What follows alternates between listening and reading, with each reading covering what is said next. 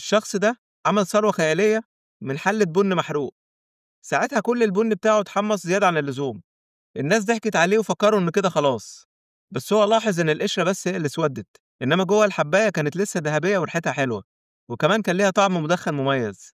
جاب شوية زبدة وحطها في الحلة وبعدها سكر، مع السخونة الزبدة بدأت تسيح والسكر يغلي، ريحة المكان كله بقت تجنن.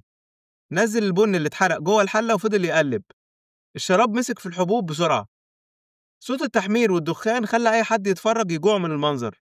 ولما البن برد بقت الحباية لامعة ومتغطية بطبقة سكر، أول قطمة تحس بحلاوة الكراميل القوية، وبعدها يجي طعم البن المر مع ريحة الدخان.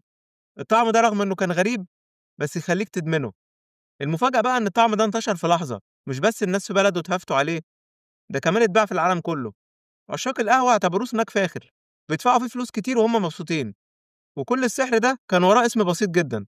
تقدر تخمن هو إيه؟ قول لي في الكومنتات. وأخيرا لو عجبك الفيديو اضغط لايك وشير، وتابعني وانتظر مزيد. شكرا.